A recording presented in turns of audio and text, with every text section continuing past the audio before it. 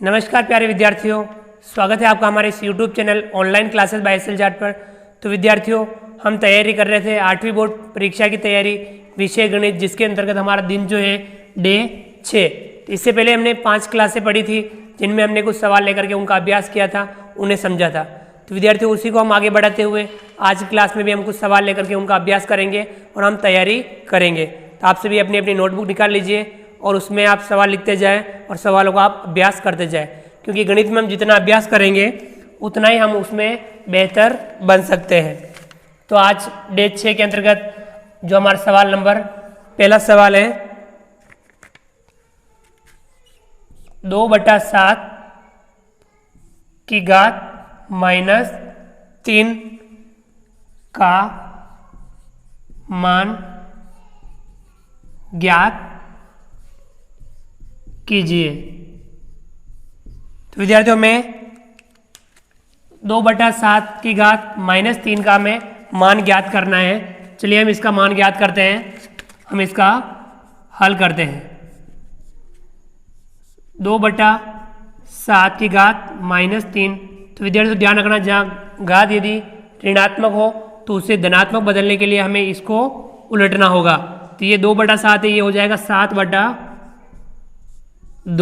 और उसकी घात हो जाएगी धनात्मक 3। अब हम इसका मान आसानी से ज्ञात कर सकते हैं। 7 की घात 3 और 2 की घात भी 3। 7 की घात 3/2 की घात भी 3। अब 7 की घात 3, 7 को हम 7 गुणा 7 गुणा 7 लिखेंगे, यानी 7 गुणा 7 गुणा 7, 7 7 49 और 49 का गुणा हम 7 से करेंगे। 9 7 63 का 3 हासिल लगा 6, 7 चौके 28, 28 और 6 34, 343। कितना आएगा? 343/2 की घात 3, 2 गुणा 2 गुणा 2, 2 दूनी 4, 4 दूनी 8, 343/8। ये हमारा हो जाएगा इसका आंसर। तो विद्यार्थियों, इस प्रकार से हमने 2/7 की घात -3 का हमने मान ज्ञात किया, तो हमें मान प्राप्त हुआ 243/8। चलिए हम अगला सवाल हल करते हैं, सवाल नंबर 2।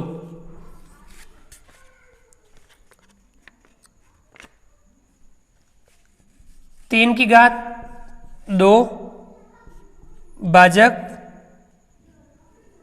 3 की घात 2 का मान ज्ञात कीजिए। यहाँ पे भी हमें विद्यार्थियों 3 की घात 2 भाजक 3 की घात 2 का हमें मान ज्ञात करना है। तो विद्यार्थियों, इसे हम हल करते हैं। हल 3 की घात 2 भाजक 3 की घात 2। यहाँ विद्यार्थियों आपको ध्यान में रखना है, आधार समान है 3 और घात 2 2, तब क्या हो जाएगा? 2 जब भाग का चिन्ह हो, आधार एक ही बार लिख देंगे, 2 - 2 कर देंगे। हम क्या कर देंगे? घातों को घटा लेंगे, 2 - 2, 2 में से 2 घटा देंगे, कितना बचेगा? 0। 3 की घात आएगी 0। विद्यार्थियों, यहाँ आपको हमेशा ध्यान रखना, जहाँ पर भी यदि किसी संख्या की घात 0 आ जाए वहाँ आपको 0 नहीं लिखना है, ये हम गलती कर देते हैं। तो वहाँ हमेशा मान 1 आएगा। क्या आएगा? 1। हमेशा ये ध्यान रखना, जहाँ पे किसी भी संख्या की घात यदि 0 आ जाए, 0 आ जाए, वहाँ हमें 1 लिखना है, वहाँ मान आपके 1 आएगा। ठीक है विद्यार्थियों, इसी प्रकार सवाल नंबर 3, 4/7 की घात 5 भाजक 4/7 की घात 5 का मान ज्ञात कीजिए। ये भी विद्यार्थियों हम हल करते हैं। 4/7 की घात 5 भाजक 4/7 की घात 5 का हमें मान ज्ञात करना है। हम इसका हल करेंगे। 4/7 की घात 5 भाजक 4/7 की घात 5, तब ये आधार समान, भाग का चिन्ह, तब घाते घटा लेंगे। 4/7 की घात 5 माइनस 5, 5 में से 5 घटाएंगे कितना बचेगा 0, तो 4/7 की घात आपके आएगी 0।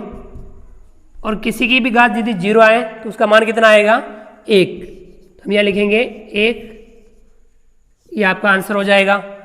ये हमेशा ही ध्यान रखना, कहीं भी किसी भी संख्या की यदि घात 0 अर्थात 0 आ जाए वहाँ हमें 1 लिखना है, वहाँ मान 1 आएगा। ठीक है विद्यार्थियों, इस प्रकार से हमने 3 सवाल हल किए। चलिए आगे बढ़ते हैं और हल करते हैं हम सवाल नंबर 4। इसी प्रकार से आप अभ्यास करते जाएं और गणित में आप अच्छे से अच्छे अंक ला सकते हैं, अधिक से अधिक अभ्यास के द्वारा। अभ्यास के द्वारा हम गणित को सरल बना सकते हैं। सवाल नंबर 4, 2 की घात 3 की होल घात 2 का मान ज्ञात कीजिए। तो यह विद्यार्थियों में 2 की घात 3 और उसकी होल घात है 2, इसका मान हमें ज्ञात करना है। चलिए हम इसे हल करते हैं। 2 की घात 3 और उसकी होल घात 2। अब यहाँ ध्यान रखना है, यदि इस प्रकार की कोष्ठक के बाहर भी यदि घात हो तो वो घातें आपस में गुणा हो जाएगी, तब क्या हो जाएगा 2 की घात 3 गुणा, तो घातें आपस में गुणा हो जाएगी, 3 दूनी कितना हो जाएगा 6, 2 की घात हो जाएगी आपके 6। अब 2 की घात 6, इसका मान हमें ज्ञात करना है, 2 गुणा 2 गुणा 2 2 2 2, 6 बार आ जाएगा, 1 2 3 4 5 6, 2 को हमें 6 बार लिखना है। 2 दूनी 4, 4 दूनी 8, देखो यहाँ 2 का गुणा 2 से करेंगे 2 दूनी 4, 4 का गुणा 2 से करेंगे 4 दूनी 8, 8 का गुणा 2 से करेंगे 8 दूनी 16, 16 का गुणा 2 से करेंगे 16 दूना 32, और 32 का गुणा 2 से करेंगे तो कितना हो जाएगा 32 दूना 64। यहाँ कितना प्राप्त हो जाएगा 64 आ जाएगा, और यह हो जाएगा हमारा आंसर। तो विद्यार्थियों इस प्रकार से हमने 2 की घात 6 तो कितना आ जाएगा 64 प्राप्त हो जाएगा, और ये हो जाएगा हमारा आंसर। चलिए आगे बढ़ते हैं। सवाल नंबर 5, -5 की घात 3, -5 की घात 3 का मान ज्ञात कीजिए। अब यहाँ हमें -5 की घात 3 का मान ज्ञात करना है। चलिए हम इसे हल करते हैं। -5 की घात 3, इसका तात्पर्य क्या हो जाएगा, -5 को हमें गुणे में 3 बार लिखना है, -5 गुणा -5 गुणा -5, इस प्रकार से हमें 3 बार गुणे में लिखना है। अब इन दोनों का गुणा करेंगे, ध्यान रखना आपको, 2 समान चिन्हों का गुणा हमेशा ही प्लस आएगा, ये आपको ध्यान में रखना है। तो यहाँ प्लस आ जाएगा, 5 का गुणा 5 से करेंगे 5 पंजा 25, और 25 का गुणा आप किससे करना है -5 से। इन दोनों का गुणा है आपके प्लस का 25, और इसका गुणा करना है हमें -5 से।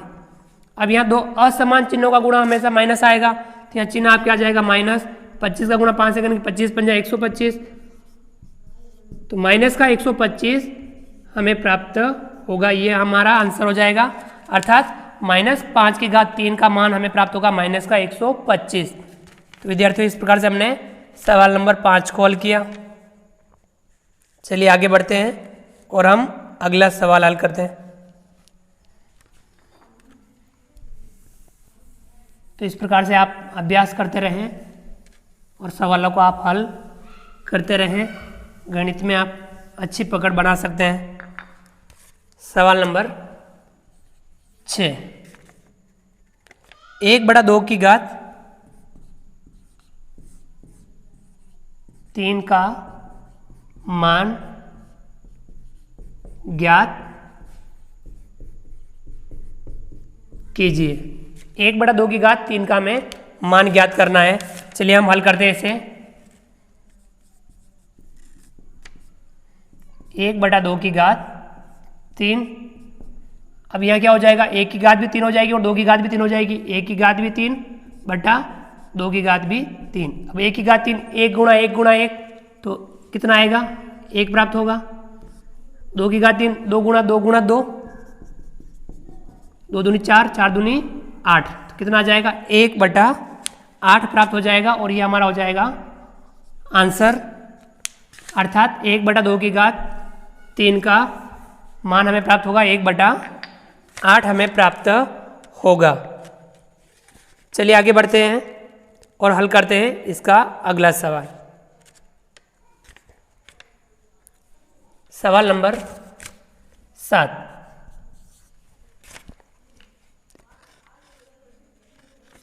एक बटा 3 की घात -2 प्लस 1 बटा 2 की घात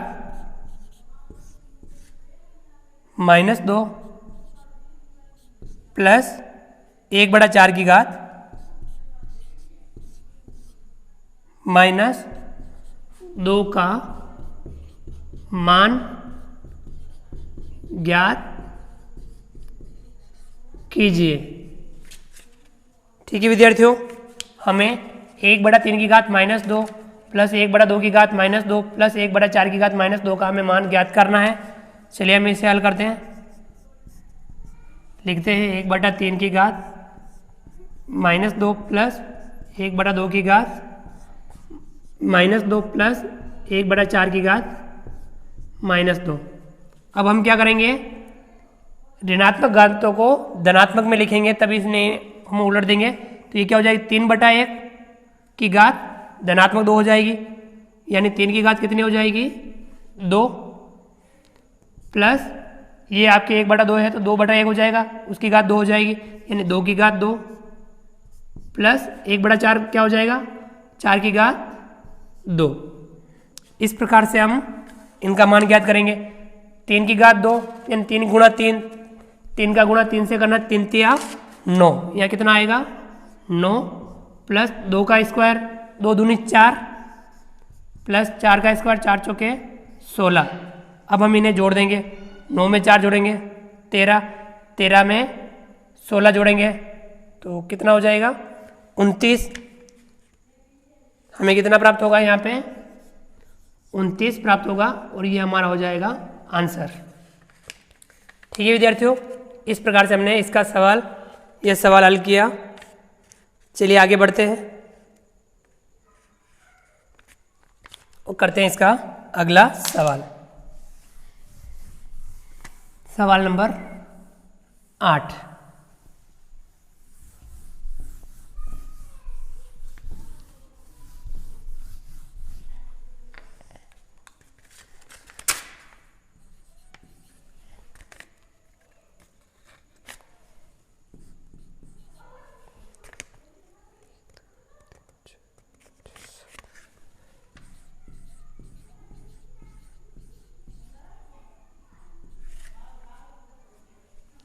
को मानक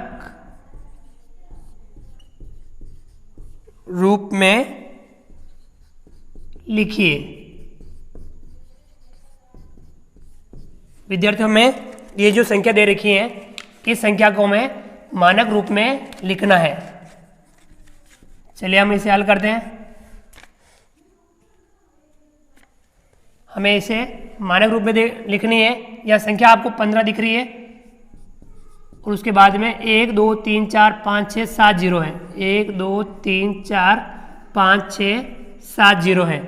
अब इसे हमें लिखना है मानक रूप में। तब हमें क्या करना है, 15 का गुणा करना है। ये 0 0 7 बार है तो क्या हो जाएगा, 10 की घात कितनी हो जाएगी, 7। 10 की घात 7 हो जाएगी। अब हमें एक अंक के बाद यहाँ दशमलव लगाना है, यानी आपको दशमलव यहाँ ले जाना। तो अब इसका क्या हो जाएगा, आपके ध्यान रखना, 15 बटा 10 गुणा 10 गुणा 10 की घात 7। ये देखो कैसे 10 का भाग 10 में देंगे, कोई मान परिवर्तन नहीं होगा। तब ये आपके इधर बदल जाएगा। यहाँ कितना हो जाएगा, 10 का भाग इसमें देंगे 1.5 गुणा 1 घात यहाँ पर है और 7 घात ये है, तो 10 की घात कितनी हो जाएगी, 8। यह आपका हो जाएगा आंसर। ठीक है विद्यार्थियों, इस प्रकार से इसको हमने मानक रूप में इस प्रकार से हम लिख सकते हैं। ये आपको ध्यान में रखना है। ध्यान यही रखना है कि दशमलव आप कहाँ से कहाँ तक लेके जा रहे हो। अब आपको ये संख्या जो बच रही है, जीरो को छोड़ने के बाद संख्या बच रही है 15। अब हमें एक के बाद दशमलव यानी यहाँ लाना है, तब आपका दशमलव यहाँ से 1 2 3 4 5 6 7 8 अंक इधर आएगा, तब आपके 10 की घात कितनी लग जाएगी, 8 लग जाएगी। इस प्रकार से हम इसे लिख सकते हैं। चलिए अगला सवाल, सवाल नंबर 9। जीवाणु की माप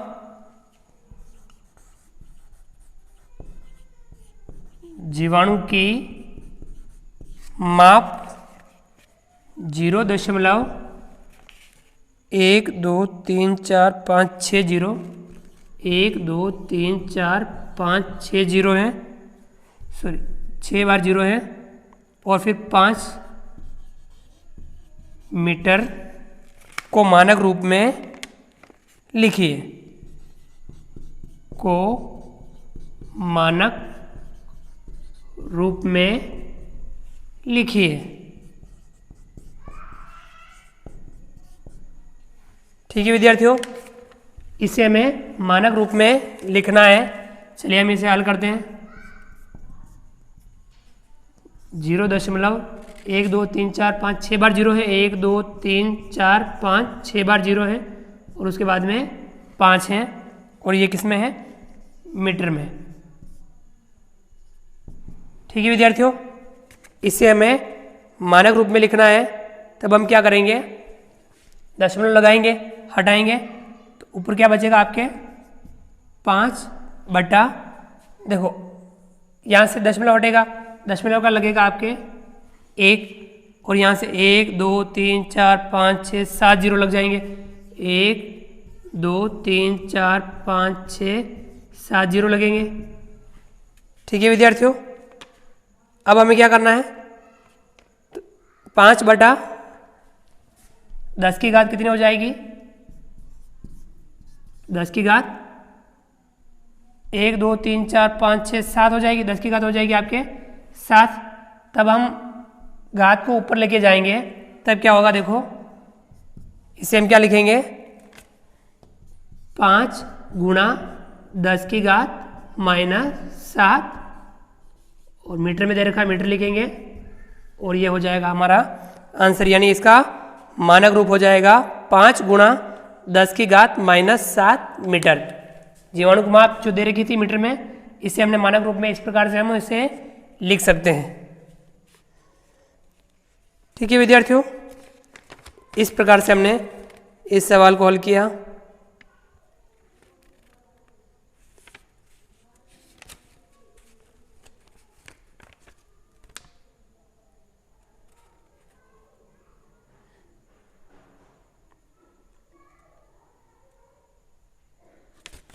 तो विद्यार्थियों, आप इन सवालों का अभ्यास कीजिए, और अधिक से अधिक अभ्यास के माध्यम से आप सवालों को हल करने का प्रयास कीजिए।